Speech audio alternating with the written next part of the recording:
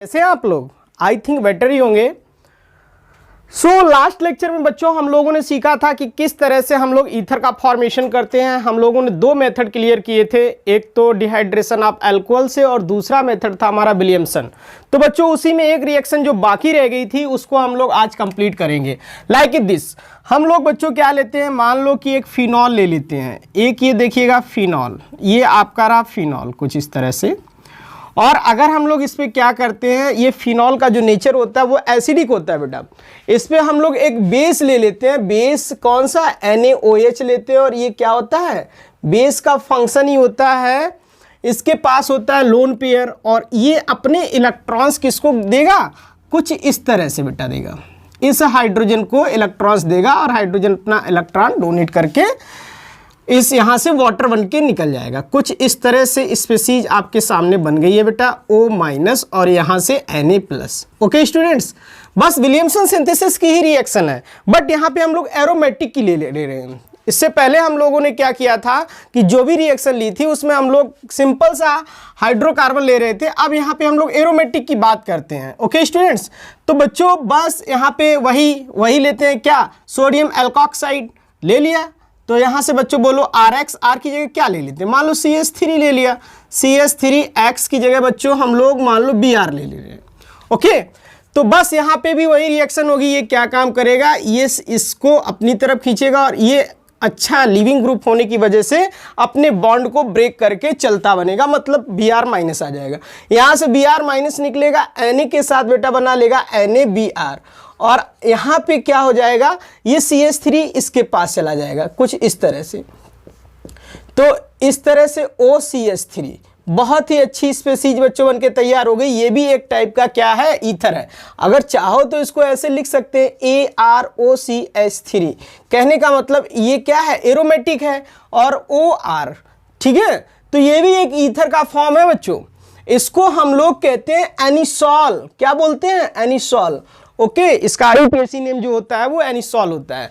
तो इस तरह से बच्चों क्या होता है, जो रिमेनिंग मेथड में हम लोगों ने विलियमसन सिंथेसिस में पढ़े थे, तो एक तो हमारा हाइड्रोकार्बन से हो गया था, दूसरा बच्चों ये एरोमेटिक रिंग वाला भी हो गया है। तो इस तरह से क्या होता है, ईथर का फॉर्मेशन होता है। नेक्स्ट एक और मेथड है, उसको भी हम लोग डिस्कस कर लेते हैं। एक और बच्चों हमारे दो मेथड हो चुके थे, थर्ड मेथड है हमारे पास अल्कोहल्स। यहाँ पे हम लोग बच्चों अल्कोहल को लेते हैं और वो भी किस फॉर्म में लेते हैं, 2ROH। ये हम लोग वेपर फॉर्म में लेते हैं बच्चों। किस फॉर्म में लेते हैं, वेपर फॉर्म में, इन वेपर में। तो इसका करते हैं हम लोग in presence of alumina Al2O3 और इसमें टेम्परेचर इसको दे देते हैं 270 से 280 डिग्री सेल्सियस। स्टूडेंट्स क्या होता है कि अल्कोहल की वेपर को जब हम लोग पास करते हैं Al2O3 के अबव ऊपर से, तो ये कन्वर्ट हो जाता है हमारा किसमें, ROR। ये तो एक ईथर हो गया और साथ ही साथ बच्चों वाटर की फॉर्मेशन होती है। ओके स्टूडेंट्स, तो ये हमारा एक और टाइप हो गया ईथर का। तो आई थिंक आप लोगों को तीन टाइप मैंने बताए हैं, एक डिहाइड्रेशन ऑफ अल्कोहल, दूसरा विलियमसन सिंथेसिस और तीसरा बच्चों आपका ये अल्कोहल की वेपर को जब एल्यूमिना के ऊपर से पास करते हैं एट टेम्परेचर 270 से 280 डिग्री सेल्सियस। अगर आपको टेम्परेचर याद नहीं रहता है तो कोई बहुत बड़ी बात नहीं है, बट इतना ध्यान रखना है कि ये जो अल्कोहल है हमारा वेपर फॉर्म में होना चाहिए। किससे, Al2O3 के अबव हम लोग पास करते हैं तो जाकर के हमको क्या मिलता है, यहाँ पर ईथर का फॉर्मेशन उगता है। ओके स्टूडेंट्स, तो इस तरह से जितने भी हमारे प्रोसेस थे, जितने भी बनाने के मेथड हमारी NCERT में गिवन है, आई थिंक हम लोगों ने उसको क्या कर लिया, फिनिश कर चुके हैं। अगर आपको बच्चों जो भी मेथड समझ में ना आए तो उसको आप लोग क्या करिएगा, कमेंट बॉक्स में जरूर लिखिएगा। ओके स्टूडेंट्स, तो अब हम लोग बात करते हैं इसके फिजिकल प्रॉपर्टीज की। चाहो तो इसका आप लोग स्क्रीनशॉट ले सकते हैं, देन हम लोग देखते हैं इसकी फिजिकल प्रॉपर्टीज। ओके स्टूडेंट्स, तो बच्चों इसकी physical properties then chemical properties पढ़ेंगे। पहले तो आज के लेक्चर में हम लोग फिजिकल प्रॉपर्टीज को यहाँ पे फिनिश करेंगे। बहुत ही इंपॉर्टेंट है, बहुत ही इजी है। बस 2 से 3-4 फिजिकल प्रॉपर्टीज जो इंपॉर्टेंट हैं उनको हम लोग डिस्कस कर लेते हैं, देन हम लोग केमिकल प्रॉपर्टी की ओर आगे बढ़ेंगे। तो बच्चों इसकी जो फिजिकल प्रॉपर्टीज हैं कुछ इस तरह से होती हैं। सबसे पहले देखिएगा physical properties. Okay students, now the first of physical state. पहला पॉइंट क्या होगा, फिजिकल स्टेट। फिजिकल स्टेट की बच्चों अगर हम लोग बात करते हैं तो इसमें दो ईथर, स्टार्टिंग पे दो ईथर मतलब कौन से, अगर बात किया जाए डाई मेथिल ईथर, यहाँ पे लिख देते हैं CH3OCH3, इसको बच्चों हम लोग कहते हैं di methyl ether, and C2H5OCH3 ethyl methyl ether. इन दो ईथर्स को छोड़ करके इसके अलावा जितने भी आपके ईथर्स होते हैं वो होते हैं आपके लिक्विड स्टेट में, केवल ये दो ईथर्स होते हैं आपके गैसियस स्टेट में। ये बच्चों दोनों कैसे होते हैं, इनकी जो फिजिकल स्टेट होती है वो गैसियस होती है, ध्यान रखना, बस इतने इंपॉर्टेंट है। अदर ईथर्स, जो इसके अलावा ईथर्स होंगे, अदर ईथर्स, ये पहला पॉइंट है आपका, other ethers are in liquid state, in liquid state. Okay students, तो सबसे पहले तो आप लोग यही सीख लीजिएगा कि जो हमारे कौन से डाई मेथिल ईथर और एथिल मेथिल ईथर, ये दो ईथर हमारे कैसे हैं, गैसियस स्टेट में मिलते हैं। इसके अलावा एक्सेप्ट इन टू ईथर्स, इसके अलावा जितने भी ईथर होंगे बच्चों वो आपके लिक्विड स्टेट में मिलते हैं।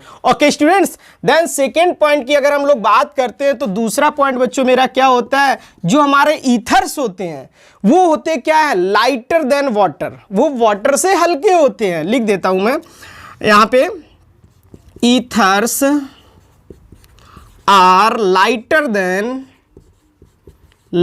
Then water. ओके स्टूडेंट्स, यानी कि जो ईथर्स होते हैं वो वाटर से कैसे होते हैं, हल्के होते हैं, इनके जो मोलर मासेस होते हैं वो वाटर से हल्के होते हैं। इट्स मीन्स क्या हुआ, जाके यहां से ये आपको प्रूफ होगा कि हल्के होने का मतलब इनकी डेंसिटी कम होती है। तो ये क्या करते हैं, वाटर में जब हम लोग इनको लेते हैं तो ये वाटर की सरफेस पे हो जाते हैं। इट्स मीन्स अगर हम लोग बात करें कि जो ईथर होते हैं वो वाटर में इमिसिबल कह सकते हैं, या हम कह सकते हैं लेस सॉल्युबल होते हैं। ओके, क्योंकि जो ईथर होते हैं बच्चों वो हाइड्रोजन बॉन्डिंग फॉर्म नहीं करते हैं। अदरवाइज हाइड्रोजन बॉन्डिंग जो फॉर्म करेंगे तो लेस, अगर लेस सॉल्युबल होते हैं तो लेस हाइड्रोजन बॉन्डिंग होती है एज कंपेयर टू एल्कोहल। इनके जो एल्कोहल्स होते हैं, इनके जो आइसोमेरिक एल्कोहल्स होते हैं वो क्या करते हैं, हाइड्रोजन बॉन्डिंग शो करने की वजह से वाटर के साथ मोर सॉल्युबल होते हैं, या हम लोग कह सकते हैं इजीली से सॉल्युबल होते हैं। बट ईथर आपके सॉल्युबल नहीं होते हैं, या हम लोग बच्चों कह सकते हैं ethers are lighter than water. अगर यहां पे चाहो तो तीसरा पॉइंट लिख सकते हो बच्चों, क्या, ईथर्स आर नॉट और लेस सॉल्युबल, लेस कर देते हैं, less soluble in water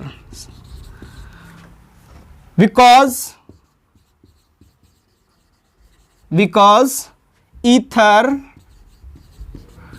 can't, या हम लोग कह सकते हैं can not form H bonding with water। सो ये भी कह सकते हैं ईथर हमारा कैसा होता है, लेस सॉल्युबल होता है वाटर में, क्योंकि वो वाटर के साथ हाइड्रोजन बॉन्डिंग नहीं बनाता है। यहां पे ये भी कह सकते हैं यहां से, so ethers are good solvent in organic chemistry, ऐसे कह सकते हैं बच्चों। अगर हम लोग बात करें जो हमारे ईथर्स होते हैं ये क्या काम करते हैं, वाटर में सॉल्युबल नहीं होते हैं। क्यों नहीं, क्योंकि ईथर खुद अपने आप में एक बहुत ही अच्छा ऑर्गेनिक सॉल्वेंट होता है, जिसमें मोस्टली ऑर्गेनिक कंपाउंड्स जो होते हैं वो ईथर में क्या होते हैं, डिसॉल्व होते हैं। तो बच्चों सबसे पहले आप लोग सीखे कि जो ईथर होता है वो वाटर से कैसा होता है, लाइटर होता है, और वो वाटर के साथ हाइड्रोजन बॉन्डिंग नहीं बनाता, जिसकी वजह से वो कैसा होता है, लीस्ट सॉल्युबल होता है वाटर में। वाइल एक और पॉइंट इसके आगे हम लोग लिख सकते हैं, मान लो कि क्या, अल्कोहल, यहां पे लिख सकते हैं isomeric alcohol of ether are more soluble